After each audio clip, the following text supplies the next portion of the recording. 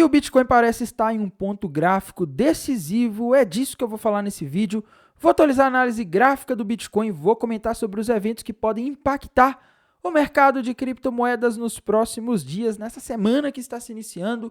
Vou atualizar também a análise de sentimento do Bitcoin, análise dos gráficos das principais criptomoedas que estão aí com gráficos bem difíceis, diga-se de passagem, nos últimos dias.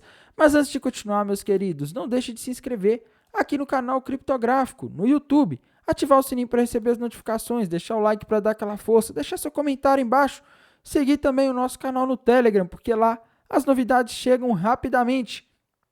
E bora lá atualizar a situação do Bitcoin, pessoal. O que está acontecendo aí hoje, tá? Gráfico do Bitcoin. Quando a gente vai aqui para o gráfico do Bitcoin, pessoal, a gente tem uma situação aí bastante controversa, tá? Bastante difícil. Aliás, estou no gráfico da Ethereum aqui, né? Indo aqui para o gráfico do Bitcoin, tá? A gente tem uma situação aí nos últimos dias um pouco controversa. O Bitcoin tinha um canal de alta ali, né? E rompeu ele para baixo ali, parecendo uma bandeira de baixo. Acho que eu não desenhei bem esse canal de alta aqui, tá? Mas rompeu para baixo ali nos últimos dias, mas também não fez muita coisa, tá? E na minha visão, meus queridos, o Bitcoin pode estar fazendo uma possível bandeira de alta, o que seria um sinal maravilhoso, tá? Mas tem um detalhe, tá? Isso aqui também pode ser um canal de baixa. A gente só vai saber se é uma bandeira de alta ou um canal de baixa se o Bitcoin conseguir romper para cima a região ali dos 61.900 dólares, tá? Que é o último topo. Se o Bitcoin conseguir fazer isso, aí sim a gente vai ter uma bandeira de alta aqui, tá? Se o Bitcoin formar essa bandeira de alta aí, que é possível, a gente teria alvo para ele lá na região de aproximadamente 69 mil dólares, tá? Então, se o Bitcoin conseguir romper isso aqui para cima, vai ser lindo, vai ser maravilhoso. Porém, tem um detalhezinho, pessoal, ele ainda não rompeu, tá? Eu tô falando isso aqui para vocês mais para vocês ficarem de olho nisso daqui, porque tá um padrão, um possível padrão de alta se formando aqui, mas ele tem que romper, porque por enquanto, pelo menos até agora, isso ainda não pode ser considerado uma bandeira de alta, tá? E sim um canal de baixa, porque a gente vê que o Bitcoin está se movendo aqui, né? Ele bate lá no topo do canal, vai lá no fundo, vai lá no topo, vai lá no fundo, vai lá no topo. Inclusive, agora ele estaria aqui no topo do canal, com essa região dos 60 mil dólares aí que ele bateu nesse sábado, tá? Durante o discurso do Trump ali, o Bitcoin chegou a subir ali por volta das 11 horas da noite, né? Depois caiu ali por volta da meia-noite, tá? Isso aqui pode ser um sinal de que talvez ele tenha chegado no topo desse canal e talvez ele tenha dificuldade, tá? Mas eu particularmente, pessoal, estou otimista porque os últimos dados macroeconômicos têm indicado coisas boas, tá? Indicado coisas boas no sentido de que, como que eu posso dizer? De que a gente não vai ter talvez uma recessão e a inflação está ficando sob controle, tá? Os últimos dados de inflação na semana passada trouxeram aí dados mostrando que a inflação dos Estados Unidos está caindo, não caindo, mas ela está se acelerando bem menos do que o esperado, né? Ela está se acelerando de forma controlada, tá? Na verdade, ela não está acelerando, não está tendo um crescimento explosivo da inflação mais. Quando você pega na base anual, ela está diminuindo, tá? Isso é excelente, isso é sinal para o Fed que ele pode cortar juros. Quando ele começar a cortar juros, no mesmo dia vai entrar um monte de dinheiro no mercado? Não, mas à medida em que ele for cortando juros, aqueles investidores de renda fixa que estão lá com o dinheiro na renda fixa porque está compensando, eles vão começar a olhar e falar, olha, agora o Banco Central dos Estados Unidos, os títulos dos Estados Unidos, os títulos de dívida estão começando a pagar menos, né? Não está compensando. O que eu vou fazer? Eu vou ter que procurar algo que renda mais. Eu vou para a renda variável, eu vou para o mercado de ações, eu vou para o mercado de commodities, eu vou para o mercado de criptomoedas, que é o nosso mercado, e esse tanto de gente entrando acaba fazendo você ter uma demanda por esses ativos que acaba fazendo ele subir, tá? Então, a gente está num contexto aí que, pelo menos até agora, está parecendo muito construtivo para as criptomoedas. E por falar aqui em dados macroeconômicos, pessoal, amanhã a gente não tem coisas aí extremamente importantes.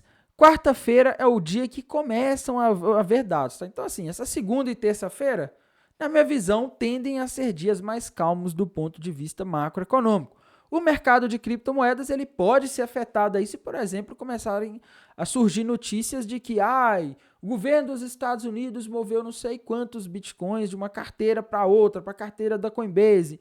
Alguém está despejando, a Mt. Gox vai pagar mais uma parte do dinheiro para os clientes. Essas coisas costumam assustar o mercado. Tá? É mais susto, o mercado cai mais pelo susto do que pelo fato, pessoal. Eu falo isso porque há algumas semanas atrás a gente teve a Mt. Gox distribuindo os bitcoins ali que as pessoas perderam dentro da corretora lá em 2015, quando o bitcoin ainda valia em torno de $100, e aproximadamente metade das pessoas que receberam não venderam. Dados on-chain mostraram isso. Eu tinha alertado sobre isso. Nem todo mundo que vai receber vai vender. Muita gente vai falar, olha, já que eu segurei esse tempo todo, né, já que eu perdi esse dinheiro no passado, agora eu vou guardar isso. Muita gente pensa assim, eu não vou vender agora. Se a tendência é valorizar no futuro, eu vou segurar. Tá? Então, tem muito disso, tá? Então, muita gente às vezes não vê por esse lado. O pessoal se assusta com a notícia e sai vendendo no desespero, né? Infelizmente, isso é comum no mercado onde tudo é muito rápido. A pessoa com o celular na mão, ela já compra, tá? Mas voltando aqui para os dados macroeconômicos. Quarta-feira, a gente vai ter as atas da reunião do FONC, tá? Que é basicamente um documento que ele meio que justifica por que foram tomadas as decisões e por que das projeções deles que foram passadas na última reunião, no caso de julho. Tá? Então, basicamente, é um documento, é um resumo aí do Fed em relação ao que foi falado na última reunião. Tá? Vai ser às 15 horas da tarde. Então, quarta-feira, a gente começa a ter alguns dados impactando. Quinta-feira, a gente tem vários dados macroeconômicos. Tá? Pedidos iniciais do seguro-desemprego, esse dado é extremamente importante nesse momento. Foi ele que fez o Bitcoin subir na quinta-feira da semana atrasada e subiu forte. Tá? Subiu forte porque esse dado aqui mostrou para o mundo que calma lá, a economia dos Estados Unidos não está entrando em uma recessão de forma tão agressiva como estava todo mundo com medo quando as bolsas do Japão caíram forte aí algumas semanas atrás, tá? A gente também vai ter o PMI industrial de agosto, o PMI do setor de serviços de agosto, tá? A gente vai ter venda de casas usadas e na sexta-feira, meus queridos, sexta-feira é para ter atenção, viu? Porque o presidente do Banco Central dos Estados Unidos, Jerome Powell, vai estar discursando às 11 horas da manhã. Tá? O mercado vai estar ansioso para saber se ele vai dar alguma dica de quanto eles vão cortar de juros, né? Se eles vão cortar 0,25% ou 0,5%. Hoje o mercado está com uma aposta relativamente alta de 0,5%, tá? Eu particularmente acho que eles cortam 0,25%, mas o ideal é escutar o que ele vai falar mesmo. Vai que ele indica que talvez essa ideia do mercado de que vai cortar em setembro tá errada, né? Ele pode acontecer, ele pode chegar e falar, não, peraí, a gente ainda precisa esperar a inflação mais um pouco, talvez a gente não corte, ele pode falar alguma coisa desse tipo, ele não costuma falar assim tão explicitamente, mas ele pode falar algo que o mercado interprete isso, entendeu? Então a gente tem que ficar de olho aí na sexta-feira. Para mim, o dia mais importante em termos de eventos macroeconômicos dessa semana é a sexta-feira, dia 23 de agosto, tá? A gente também tem que falar da situação da análise de sentimento, pessoal. Quando a gente vai aqui para o TRDR, a gente vê o long short ratio aí praticamente neutro, né? A gente vê ele aí em 1,5, que é um valor relativamente baixo, tá? O Open Interest subiu aí nos últimos dias, enquanto as pessoas estavam apostando na queda, né? A gente vê isso daqui e parece que não liquidou esse pessoal que estava apostando na queda toda, tá? Então parece que tem uma galera ainda apostando na queda nesse momento. Se a gente tiver mais pessoas apostando na queda, as baleias podem jogar o mercado para cima para liquidar esses vendidos, tá? Aqui embaixo a gente tem o funding rate, né, que também está aí negativo, está mostrando mais pressão vendedora. Então, assim, do que eu estou enxergando aqui, parece que a gente está com o pessoal mais, nos últimos dias, nas últimas horas, as pessoas estão mais concentradas, estão mais tendenciosas a apostar na queda, tá? Nos mercados futuros. Se for isso mesmo, a gente tem chances de ter uma subida, tá? E, pessoal, a gente também tem que ver aqui nos indicadores da High Block, tá? Eu gosto bastante desses indicadores aqui. Indo aqui para o Liquidation Rate Map, meus queridos, a gente vê exatamente o que eu falei. Olhem só, pessoal. Olhem isso daqui, tá? Quando a gente vai aqui para o Liquidation Rate Map de 7 dias, a gente tem liquidez de todo lado, né? Deixa eu ver liquidez até lá nos 71 e até lá nos 47 mil dólares, tá? Mas esses pontos que estão mais longe aí, só em caso de algo muito extremo acontecer para o mercado buscar. Quando a gente dá um zoom aqui para ver no range atual, a gente vê o seguinte, tá? A gente está com mais liquidez acima. Ali no TRDR a gente viu que nos últimos dias aí, nesse final de semana, o pessoal andou abrindo posição short.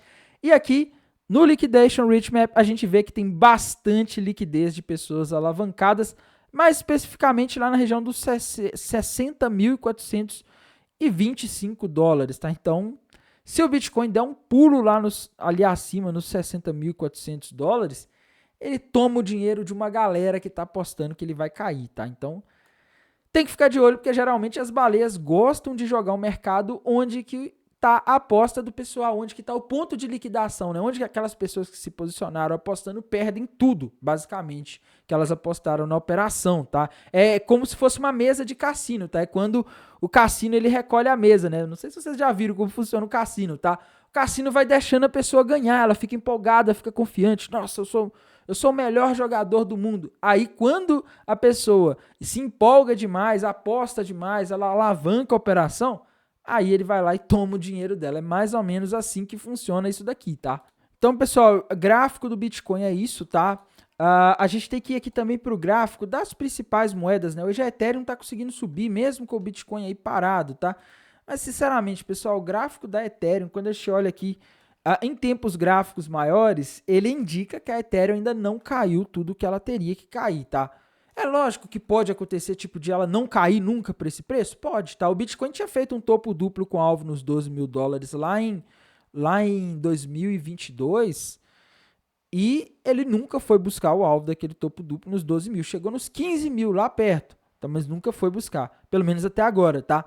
E aqui pode ser a mesma coisa, tá? A gente pode ver, por exemplo, a Ethereum não buscar esse alvo, mas o gráfico está dizendo que há uma maior probabilidade dela ir até a região ali dos 1.800 dólares aí, que seria o alvo desse possível topo duplo aí que a Ethereum está fazendo, tá? Quando a gente dá um zoom out aqui nos tempos gráficos menores, sinceramente, pessoal, tá um gráfico aqui meio que ruim de analisar, porque a Ethereum aqui, ela tá andando de lado nos últimos dias, tá? Assim como o Bitcoin, né? Ela tá ali parada, ela faz umas quedas, vai ali nos 2.400, depois vai lá em cima nos 2.700, mas no fim ela fica aqui nessa faixa dos 2.600, tá? Então, enquanto ela não reagir, fica difícil. A gente consegue desenhar vários padrões baixistas aqui, tá? Você consegue, tendo sido rompidos para baixo, inclusive, você consegue desenhar um canal de baixa aqui e falar, nossa, agora a Ethereum rompeu para baixo isso daqui, vai cair, né? Acabou para a Ethereum, é o fim da Ethereum e tal.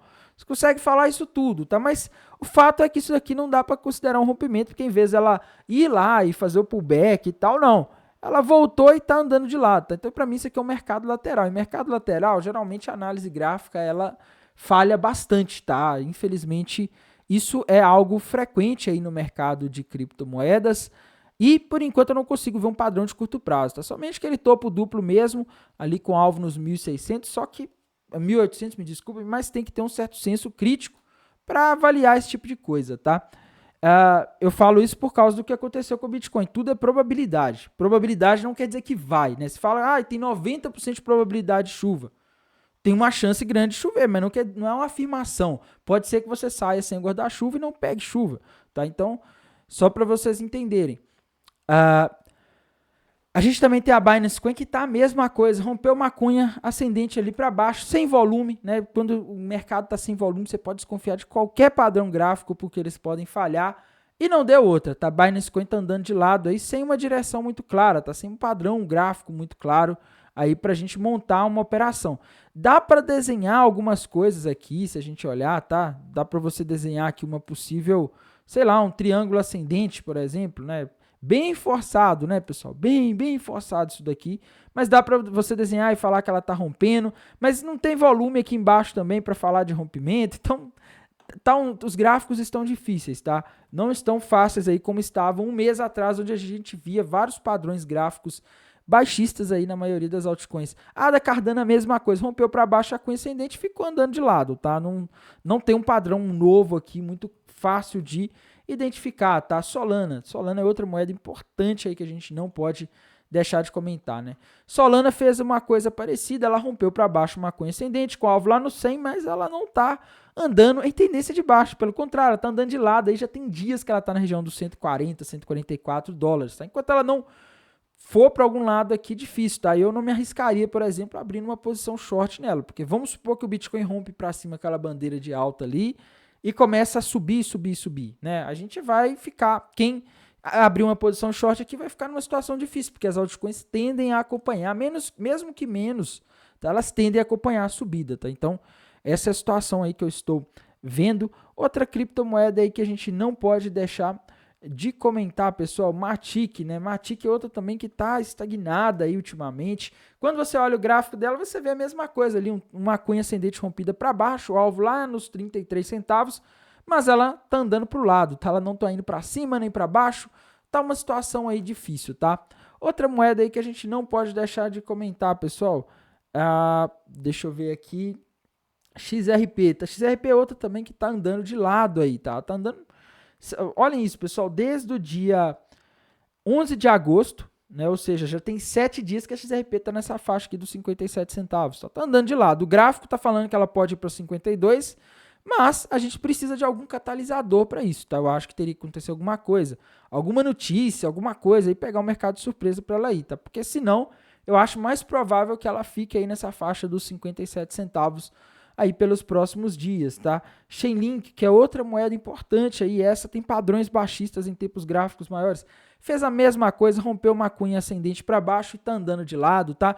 Então, pessoal, o recado de hoje é cuidado com a análise gráfica nesse momento, tá? Os próximos dias aí podem ser de muitas armadilhas. E por armadilha, muita gente entende que eu tô falando que vai cair, vai despencar, e não é necessariamente isso, tá? Armadilha é o mercado indicar que ele vai fazer uma coisa e não fazer nenhuma coisa nem outra, né? Às vezes ir na direção contrária, às vezes nem ir para lado nenhum, tá? É o que está acontecendo nos últimos dias.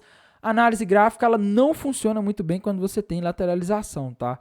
Nesses casos aí, o pessoal que opera range, né, que é você desenha linhas ali, encontra os suportes e as resistências, eles conseguem fazer mais dinheiro do que quem está operando por meio de gráficos, tá? Então, essa é a situação. Acho que a maioria das altcoins agora estão em situação aí, aguardando para ver o que o Bitcoin vai fazer.